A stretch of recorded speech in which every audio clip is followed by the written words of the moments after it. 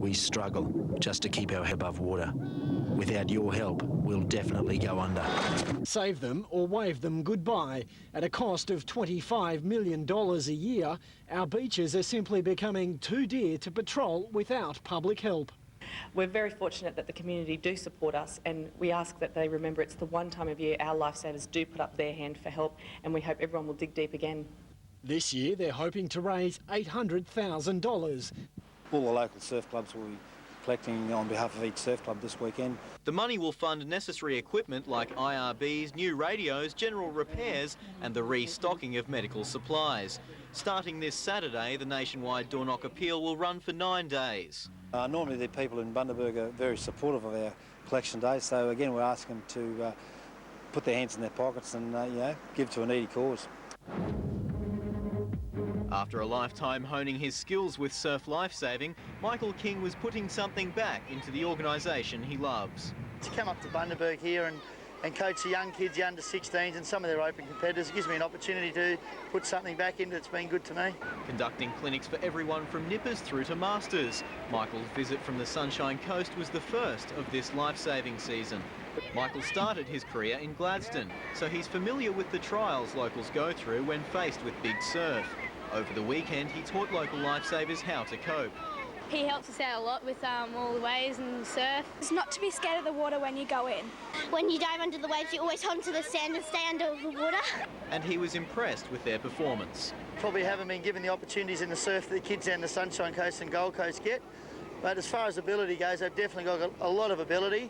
But there was something even more important. And they seem to have a lot of fun up here, which is a good thing too. For the 112 young women who made up the 16 teams, this was the culmination of months of training. The girls do a lot of training to get to the standard of marching they obtained. And this was the combination the judges considered the best. Coach Bernie Barry with his 4th win, his 2nd in succession. But after more than 60 years of tradition, there's great prestige in winning the individual title. And this year, the winner was a popular choice. 17-year-old Isis State High School student Stephanie Pascoe. Oh, I'm just overwhelmed. I couldn't believe it. Second, going to Hits FM's Tara Gaditsky. Great event, and it's been a whole lot of fun to meet all the new girls. Third, to Kylie Lyons. Surprised and shocked, but great. The trio posing for the cameras after their win. Stephanie was humble in victory, the teenage country music singer now a siren of the surf. Training for the event and just getting with your teams and meeting new people. It's a lot of fun. I'd recommend it to anyone to do.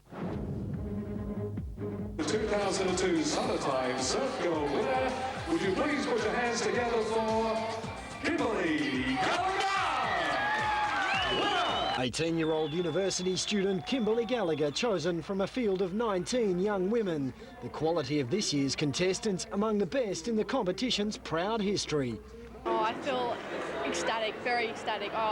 This has been a wonderful night. It has been nervous for me, but it's just been pure pleasure. The girls warmed up the crowd with a sizzling swimsuit saunter before dressing up to create a stunning assembly of formal wear.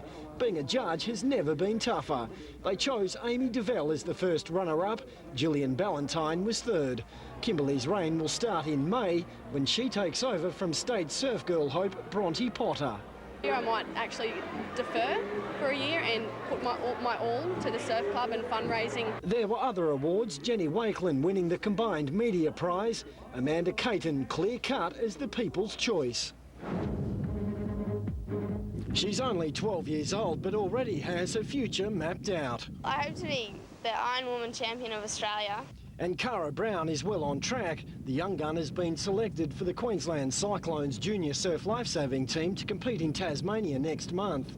I haven't been there before, but I'm thinking that I'll do all right. Chosen on the strength of her wins in the Iron Woman and board events at the state selection trials, Brown is the first lifesaver from the Bundaberg Club to win a Queensland call-up in almost a decade. I think the last person was in 1992. More success looms at this weekend's North Australian Championships in Mackay, but there's more than just the adrenaline rush of competition on this youngster's mind. I want to get a lot more people interested in the surf lifesaving sport, because not only is it really fun, but in the end it does save lives and it does go to help the community. After yesterday's feasting and merriment, thousands made the traditional Boxing Day migration. As usual, volunteer surf lifesavers kept the beaches safe, but today wasn't a normal roster. They actually volunteered to spend a public holiday looking out for others. I enjoy what I'm doing and they have fun. I have fun patrolling. It's a nice day. It's better being stuck inside. A gesture appreciated by beachgoers. They come out here on like a day they don't have to, like a pretty important day because everyone's out. They should be commended for what they do, that's for certain.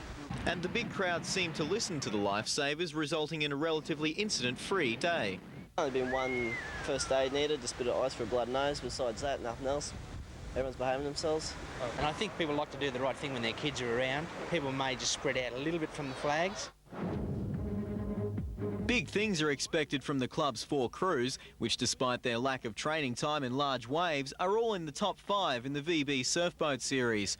The Masters crew are tipped for a big carnival. They've already won a VB contest this season and have a history of performance when it matters. So we're hoping for a little bit better performance tomorrow. We were third in the Australian titles 2 years ago. We didn't row last year, so we're back in it this year, hoping to be amongst the medals. The Open team's also expected to do well. They won in cyclone swells at Currumbin in January, and with rough conditions tipped for this weekend, the competition could get interesting. Most of our crews are fairly used to the Gold Coast conditions now, so we're expecting we should handle the conditions okay. Any good surf is good experience. Bundaberg Surf Lifesaving Club's boat crews showed they could match it with the best. The boat section won a gold on Friday in the Masters boats, and then on yesterday the junior boat crew won a bronze medal. Ivan Roge and Lenny Woods also took out the gold in the double ski, with Scott Collins joining them for a silver in the board rescue event.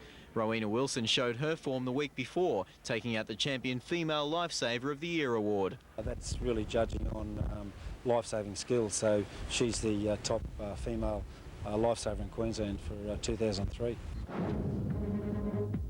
For the past 8 months, Nielsen Park Beach has been the training ground for the Bundaberg Surf Lifesaving Club's Masters boat crew. But the 10 hours of training a week are gone for the moment. The boys are taking some much-needed time off after their victory in the Australian Championships. We've been laughing and smiling for a week or two now. It's 2 weeks, yeah, it's been great. Yeah, have a bit of a well-earned break, seeing that we're not all that young anymore. The crew of Peter Dahl, John McGregor, Kerry Short and Paul Wessel, together with sweep James Ferguson, pulled off surfboat rowing's biggest achievement this year, winning the Queensland title, VB Series and Australian title. Despite years of experience, they say teamwork is what won their medals. We're all 90 kilos. The height goes from the bow to the stern correctly how it should, and just a good all-round balance of crew. But after this year's success, what next? It's been a great season. How do you better it? You have to go back and try and do the back-to-back, I suppose. When Bronte Potter took out the Surf Girl crown more than a year ago, she had no idea what was ahead of her. Winners of the title are obliged to raise $10,000 for the Bundaberg Surf Lifesaving Club, but Bronte's gone way beyond expectations. Bronte's effort has been absolutely exceptional. We hope to have raised over $40,000 after our Reef and Beef night on Saturday night, which has never been achieved before. Bronte's efforts will make the local beaches safer for everybody. It's very vital funds that I'm raising. All the money I raise will go towards rescue equipment. But it's not only new equipment being provided. Bronte is also educating school students about surf safety. Later this afternoon I'll be talking to the Year 5 students and doing a surf awareness talk with them and getting them involved in it. The Surf Girl movement is a local institution enjoying strong public support. And I certainly couldn't have done it without the help of my family and the Bundaberg community, so I'm very grateful for that. Thank the general public of Bundaberg for the terrific support that she's had, and of course without a mum and dad it could never have been done. It's a remarkable achievement for Rhiannon Wilson. She's hardly had much time to concentrate on surf lifesaving in recent years. I've had the last few years off since I've been in Brisbane, but this year I got back into it and decided to give it a shot, and I'm pretty happy that I did. Rhiannon's now studying dentistry at uni in Sydney, but the Bundaberg Surf Lifesaving Club is always glad to welcome her back. Winning the Australian Champion Female Lifesaver Award is a rare honour. It's one of the most sought-after titles in the sport.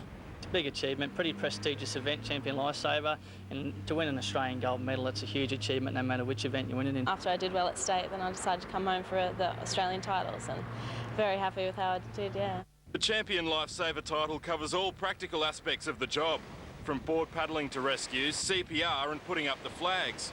To win an Australian title in the event, you'd think there'd be a lot of specific training involved, but that wasn't the case. Not specifically for lifesaving, just do a bit of swimming for fitness and yeah, try and keep it up. But when I come back here on the holidays, get it back into it a lot more.